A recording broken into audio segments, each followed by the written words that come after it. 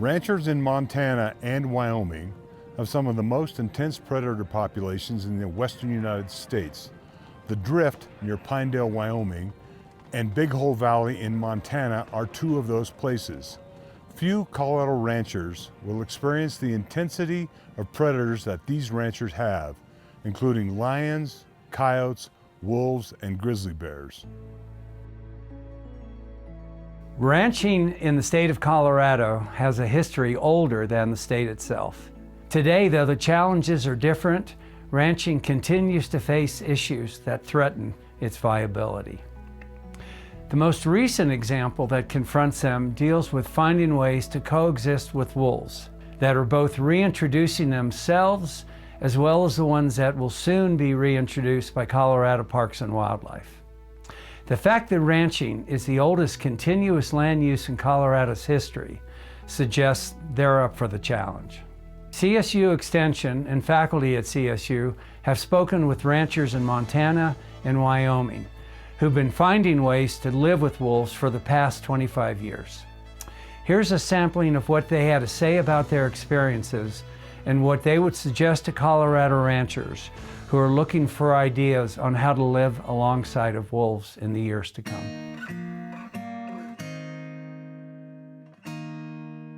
In the late 90s, they reintroduced wolves into Idaho and into Montana. The wolves that showed up here came from Idaho, which is just behind me in the over that mountain range, you know. Salmon, Idaho's within 20 miles of where I'm standing. December, January, and they kept them in holding pens for a little while and fed them until they were acclimated to the area. And by March, there was a pair that had migrated into the valley. So they came really fast. Within a year, those two wolves had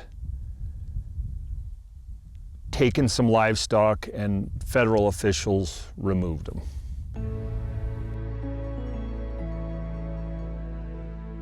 And so in the year 2000, we found our first wolf kill. In 1990, our calf loss rate on that allotment was around 2%, kind of your average calf loss rate. We've got documentation of that. And here in the last 5 years, we've bounced from 10 to 14% calf loss rate on that allotment. So 6-7 times the calf loss rate. When they first started in, we had them down in the valley. I live on the river, down in the valley, and they killed colts just out from my house, a quarter mile from my house. If I'd have been looking out my living room window, I'd have been able to see. And it was 2 different years, and several cattle. We have the worst trouble here on this place. They've killed them right by the barn, right outside the barn. They've killed them up on the hillside, up on the bench there. We've had that one year we had 17 confirmed kills, and that was the ones that they confirmed. On the forest, obviously, we get all kinds of wolf damage and trouble, and then primarily what we notice up there on the forest is that the wolves will bother the yearlings more so than the calves, because the calf will run to the cow, you know, and a yearling will just run till he can't run no more. And that's what the wolves are all about. They're about the chase, the sport of the hunt, you know. And so the wolves will just run yearlings and run them through fences or run them wherever they want, or run them to exhaustion even, you know, without killing them. Cattle are plant eaters and therefore are docile animals. Ranchers have noticed that cow behavior can change when in the vicinity of wolf packs, resulting in increased stress levels and altered behavior. These changes in turn can have cascading effects affecting the rancher's herd.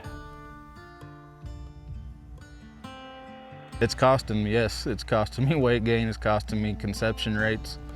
You know, my cows always used to breed up in the 95, 96 percentile range, and now I'm lucky if I get them in the 88, 89% breed up. It's really hard to hold my herd together up there between the death loss between the bears and the wolves on the calves and yearlings, and then the conception rates on the cows. example, you put the stress of a wolf stalking those animals and killing their calves or trying to kill them, they don't breed back very well. And so it's the stress on the animal's life that's just as big an issue as it is on the death loss. Now, when we had all that trouble with these calves here that one year, the calves were sick all winter. They had lung problems, they had pneumonia, you couldn't, but because they ran so far, so fast, and it bothered their lungs, and so we had a lot of trouble and a lot of death loss after that. And that's another thing, you're not compensated for that. They say the cattle don't breed back. You're not compensated for the dry cows that don't breed. So yeah, there is a lot of that too, that the cattle are yeah, they're scared. They're there, and we have to go there in order to graze, and so it's just one of those known, you know you're going to deal with it. You know they're going to be up there, and you know that you're going to have a higher death loss, you're going to have a lower conception rate on your cows.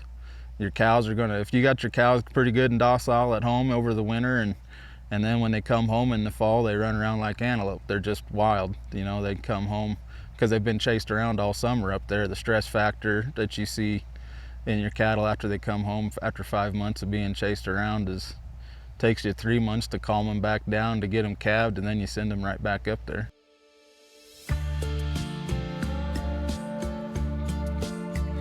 Well, we agreed to take them. The state agreed to take them, so we've got that done. And I guess probably the best way is we've learned to tolerate them if they're managed. And the state does manage them. If you just let the wolves go, they multiply pretty fast. And at some point, they're going to reach a public intolerance of it. Ranchers and conservationists are working together to develop ways to minimize livestock losses to wolf predation. CSU has created a Center for Human-Carnivore Coexistence. Though in its infancy, there are encouraging results on ways that minimize loss of livestock wolves. There's a lot of prevention techniques that are talked about, and I'm not convinced that a lot of them will work, but some of them do. And I think the key is to try some things if they make sense to you. So for example, we personally, this wolf predation occurs on our summer range. And so it's not while we're calving. Now you get on the east side of this valley and they get some of it during calving. And so in Montana, you know, if you're in small pasture systems calving, you know, people have used flagery for wolves and electric flagery for wolves. And I think that's been fairly successful in small places. People have tried, often they talk about range riders, right? Well, we've had range riders, like I said, forever. And the problem with large carnivores, whether it's wolves or grizzly bears, is the bulk of the killing's done at night. And you're not gonna have your riders out there. It's a cost. It's a cost every year to me to have the wolves around.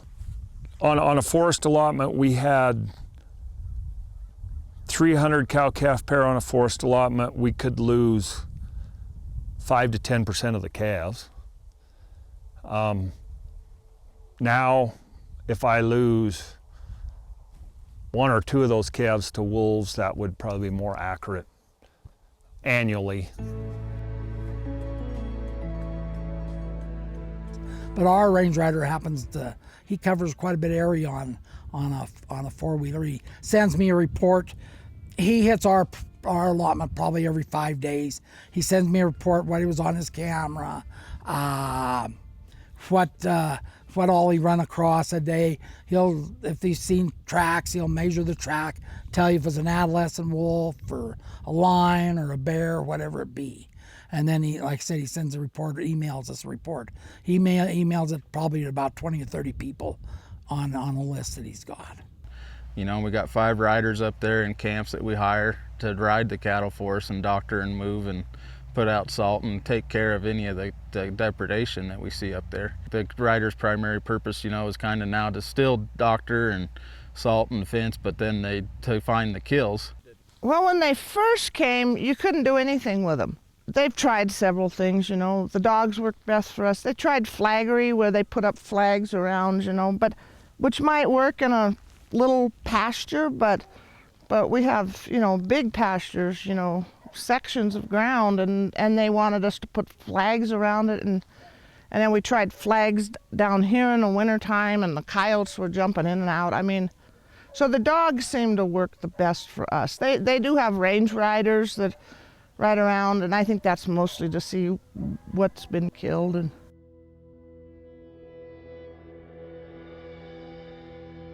we can, now that wolves have been delisted from the endangered species list, and we have, the state of Wyoming has authority over managing that wildlife, we can trap wolves, we can remove wolves lethally in most any manner, not poison, but we can trap them, we can gun wolves, we can issue permits to property owners, livestock owners, to kill wolves, you know, if it reaches that point, if certain conditions are met. There's a lot to it, but our authority lies in where they're classified as trophy game animals, to allow take of those animals to occur when they're causing damage. The introduction of an apex predator on a livestock ranching operation can add substantial financial pressure if livestock losses occur. Who will compensate ranchers for livestock losses in Colorado is still unclear. Conservation groups who were active in reintroducing wolves in other states promised that financial support to pay producers for their loss of their livestock. Presently in Montana and Wyoming, the promised support has encountered difficulties, leaving state legislatures to solve the problem through federal or state funds or applying for grants. So Wyoming has one of the most liberal compensation programs in the world. When wolves kill sheep and cattle in an open range setting, again, we pay 7 times the amount that that animal's worth. If and only if they're missing that many. If we verify, so it's a long process. It starts out, we get a call from a rancher, livestock producer, and they say, I got a dead animal. We go in there, okay, here's a calf. We verify, yes, it's been killed by wolves, based on, there's a lot of factors involved in that. It's an investigation. Okay, at the end of the year, okay, when they bring their cattle off their allotment, okay, if they're only short that one animal, they get paid for that one, okay? But let's say they come off, they bring all their animals home, and they're short 10 calves. We will pay them for 7 calves.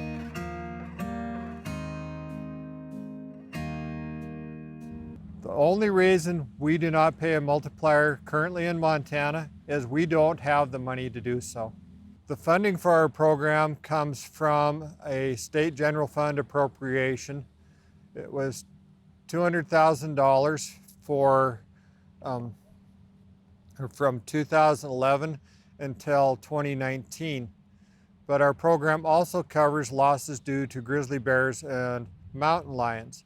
And we had exceeded our fund balance, and so legislators in 2019 increased our appropriation to $300,000 for claims. The loss prevention is much more difficult. There is a wolf livestock demonstration project. It's handled through the Department of Interior. States and tribes can apply for that money. And in 2020, we received $80,000 for grants. All of that money was allocated out.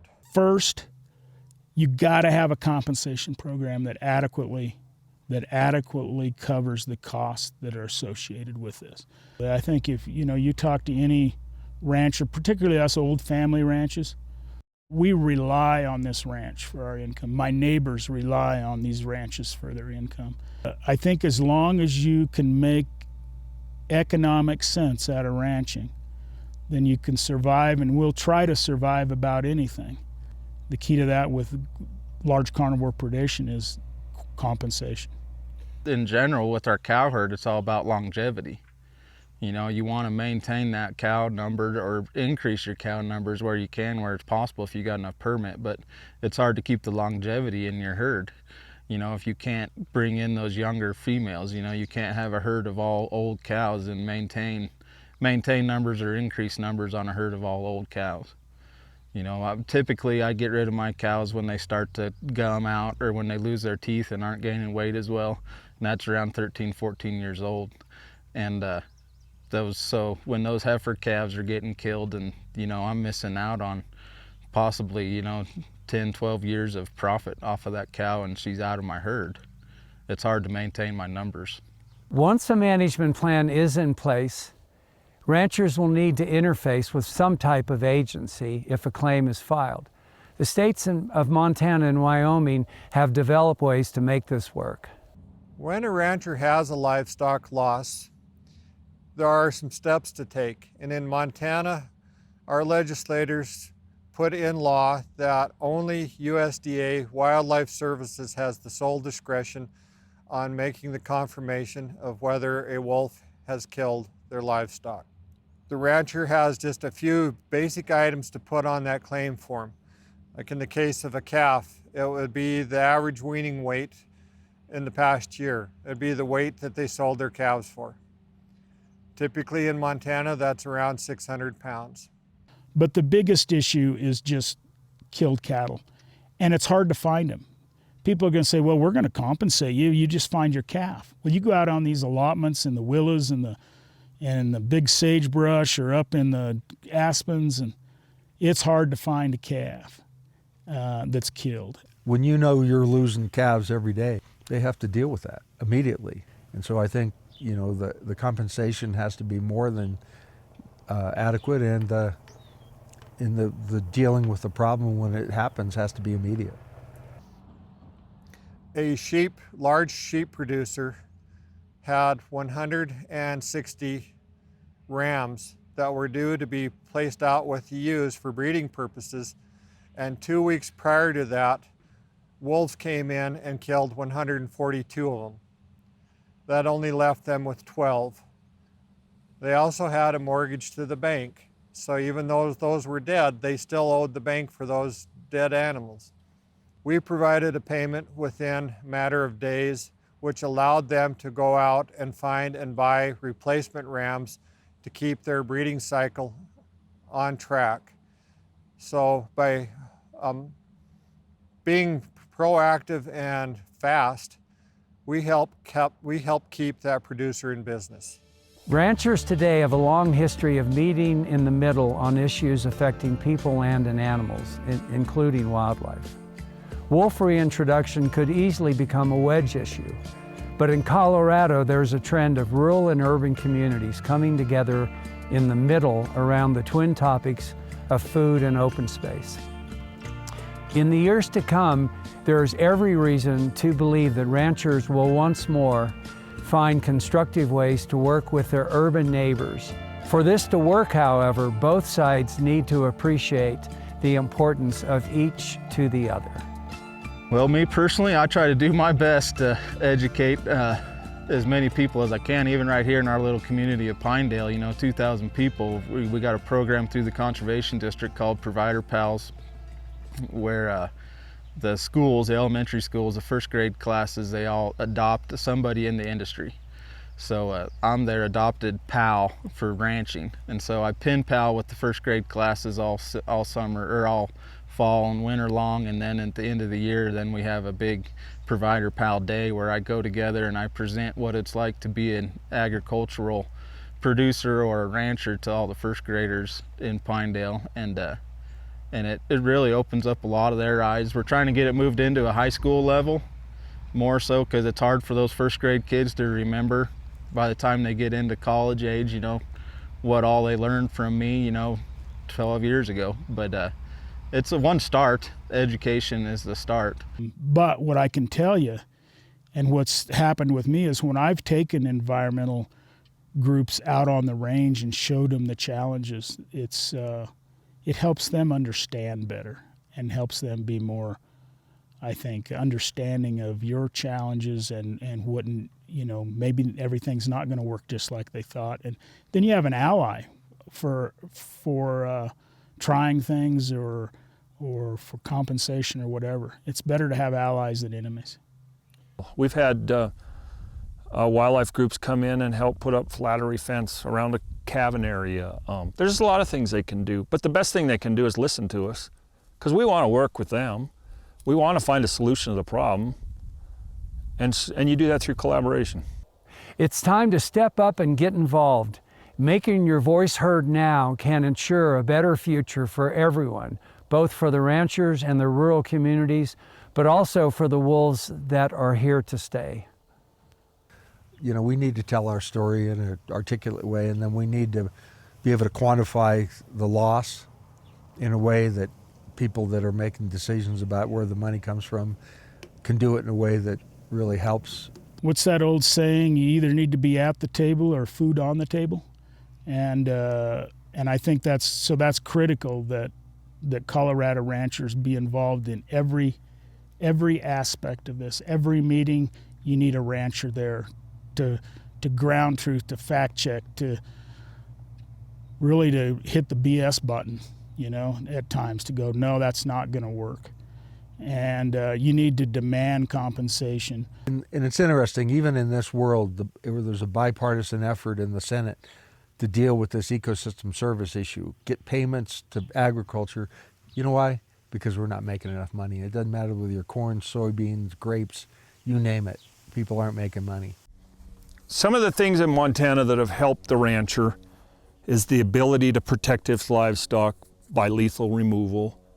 Lethal control is a big factor. You need that because your wolf packs will get habituated towards cattle, I guess is the best way to say it. Say lethal control by agencies is an incredibly important tool, because agencies, they can say, okay, there's a kill. We know there's a kill. They bring in, whether it's trappers or planes, and they target the pack that's causing the problem. And I think that's what I think is the most critical. You target the animals that are causing the problem. Ultimately, if we can't prevent the damage through doing those methods to alleviate it that way, it comes to lethal removal. Relocation of wolves does not work. It just doesn't work. So then you get into lethal removal, and that becomes a whole nother set of circumstances. It is not possible in this day and age to remove the wolf from the landscape. No, the majority of the people do not want that. And so you got to find a way through collaboration to work through it. And to be able to harvest them, to be able to protect your livestock, to use all the tools in the baskets, from electric fence to guard dogs to hunting them to trapping them to whatever works. You use a combination of all that stuff to mitigate as much of the problem as you can.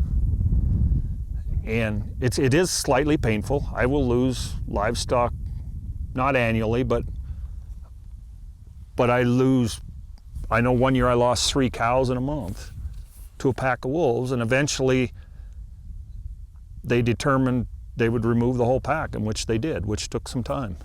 To work with the officials, work with your county thing, work with people, work with associates, work with even Save the Wolf people. And the first thing you got to do is get involved legislatively. Get in your groups, get involved with your conservation districts and your state legislators, and get in there and get your voice heard. Make sure they are publicly elected to represent you, your voice. And so make your voice as loud as you possibly can, and get out there and educate them. Try to get some allies in the environmental groups on the compensation issue, for example, or on whatever you're trying to do legislatively. Try to build those coalitions early as the management plan's being developed. They'll eventually come to you with and ask you, well, what do you need? Are there, carcass removal? Carcass removal is more of a bear thing than a wolf thing, I really think. But some people think it's a wolf deal too. But you know, they have the ability to help with different things if you're willing to let them help. It's sometimes a struggle for us ranchers to let them help. You know, you as a rancher, you know, I don't know about Colorado, but Wyoming, you can go talk to any of the leadership in the House or the Senate, and you need to go talk to them. You need to tell them the importance, you know, of what you do and why we need this and why compensation's important, for example, or whatever those things are that you need to get out of this. And just don't be bashful, you know, don't be respectful. You know, I think we've forgotten that in this country right now is to be respectful and have civility, but don't give up. Be a bulldog. I mean, the reason we're ranchers is because we're too darn hard-headed to be anything else. And so be a bulldog about it. Just be respectful. Our visits with ranchers in Montana and Wyoming were intended to provide valuable insights for Colorado ranchers who will soon need to manage wolves. The good news is that these Montana and Wyoming ranchers have found management techniques that reduce conflicts. Their advice to Colorado ranchers is to try multiple non-lethal control methods to find what works on your own ranch, and know that lethal methods and compensation will also be important. They also emphasize that it's important to develop and maintain positive working relationships with state and federal agencies and private groups that advocate for wolf preservation. CSU Extension has developed and will continue to develop educational materials that will help Colorado ranchers reduce conflicts. You can find those on the website for this film or at CSU Extension. But there are also many variables that ranchers may want to have input on, like compensation, wolf population management, and lethal controls. So we also provide you with some links to groups where you might get that seat at the table for policy development and implementation. We at Colorado State University bring you these insights from real ranchers to help you better understand the impact of wolf predation. If you have additional research needs related to predator management, please contact us at csuwolfinfo@coloradostate.edu.